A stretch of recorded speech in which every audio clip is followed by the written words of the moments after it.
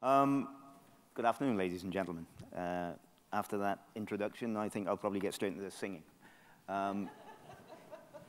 I've been involved in London 2012 for approximately 6 years. When I came, I was given the post by GE. They said, there's the Olympic Games, go and make as much money out of it as you possibly can. We're a sponsor, we're entitled to such and such, and there it is. And that was basically my brief. So I turned up at LOCOG in deepest, darkest 2005, 2006, and I meet this gentleman's colleagues who came up with this wonderful plan that London 2012 will be the most sustainable games in history. What the hell did that mean? Well, we've got this plan and that plan. Okay, what's my part in that?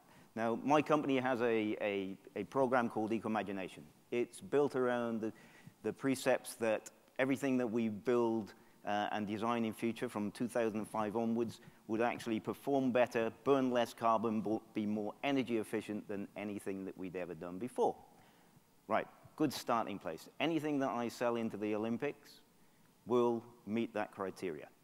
So, you know, I go and have my conversations with David Higgins and his team. In those days, David Stubbs, who's a sustainability manager for LOCOG, and we set out plans.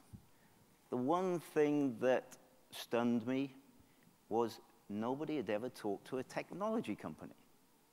These plans, and I'm going to be very controversial here, these plans were built on outmoded, to my opinion, looking backwards, it's very easy to say that, concepts of how construction around technology should actually be done in a vertical supply chain with somebody up here saying, I want this, this, this, this, and this. That was never going to deliver technologically a sustainable games. What the ODA did around reusing concrete, reusing the earth, absolutely fantastic job. Renewable water supply, that is a bit of a bad subject for me because I did all the design on that and Siemens got the project. So a bit of a touchy subject, that one. But we did actually put... but good luck to them. But we did actually put the renewable water system down at Bedzed. I think we used a system down there. But it did bring to light the big thing. If you take the Olympics as a microcosm of what an Olympic city will be, a redevelopment of an area or a part of a city, the way to get sustainability was collaboration. Now, so you have to look at who the stakeholders are within the Olympics. And it involved the GLA, it involved the ODA, the LDA in those days, the LCCA, every acronym you could possibly come up with, but it also involved the public and private sectors or the private sector that we often get ignored. Oops, my apologies. Because we are the experts. We are the experts in the technologies, be they electrical technologies, mechanical technologies, infrastructure and IT system technologies. We are the experts. We look and spend millions, if not billions of dollars looking forward to what the technologies should be. We tend to put in yesterday's technology. When we've got a 4-year, 5-year build-out, we look to put in technology that's always 4 years old. Technology is going like this. It's on an exponential ramp, especially around prognostics, diagnostics. It's something that you need for the games and for cities as we go forward. It's about managing energy, measuring energy or carbon or just about anything, and then having predictive models that enable us to control and continue to control. We all change our styles. Every building in London at some point changes the way it's actually used, but we never change the way the building's controlled. And you know, if you want to build sustainable cities, you have to think forward. You have to collaborate. It means ripping up an awful lot of the procurement rules and the planning rules that we've had and starting afresh. If you want it, you have to work together. Now, we use the example of Tower Bridge. Tower Bridge would have been re-lamped. You know, we would have put in standard lamps, low energy lamps. Would it have improved the energy efficiency? Yes. Would it have been the best it could be and last for 25 years? No. But you know, my colleagues at EDF and myself, we sat down with the GLA and said, you know, we'd like to do this. We'll help you pay for it. We think it's a great showcase. It's an indication of what can be achieved through collaboration. It took 2 years when people working together, because we had Southwark on one end, we had the City of London on the other end, we have TfL in the middle, we had the GLA who were driving or trying to drive this through, and they work with these people every single day.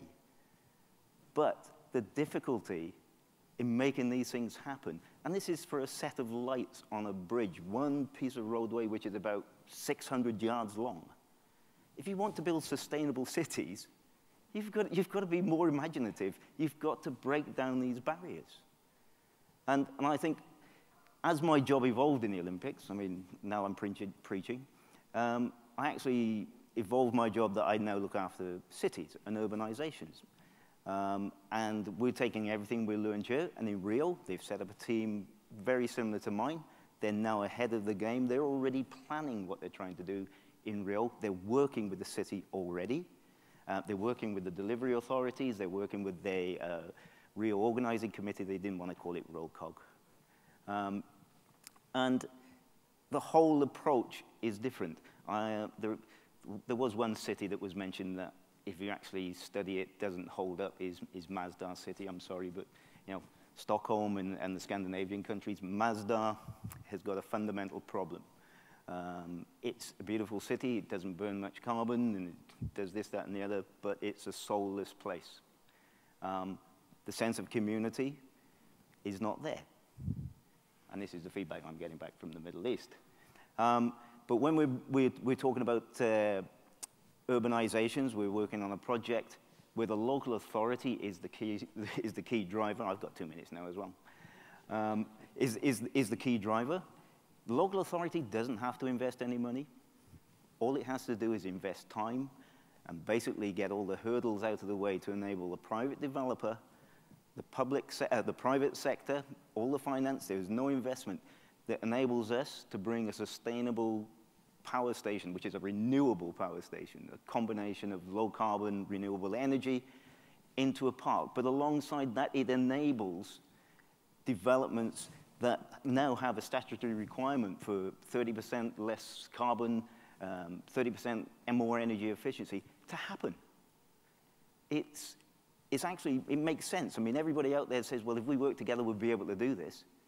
But we put barriers in the way, barriers that have existed since the 1940s and the 1950s. And the only way we can ever deliver this, it's not about the technology, it's not about the funding, it's about the way we work together. It's about breaking down the barriers between public sector, planning, private sector, and funding. If you let the private sector make money and make a profit, they'll deliver things a lot quicker than getting in the way, making it difficult for them, because they'll just go elsewhere. They'll go to Rio, they'll go to China, they'll go to South Africa, they'll go to the Middle East, because they can make money there a darn sight easier without all the inhibitors that we have around our planning system. So now I've preached, you can ask questions of him. Thank you very much. Thank you very much.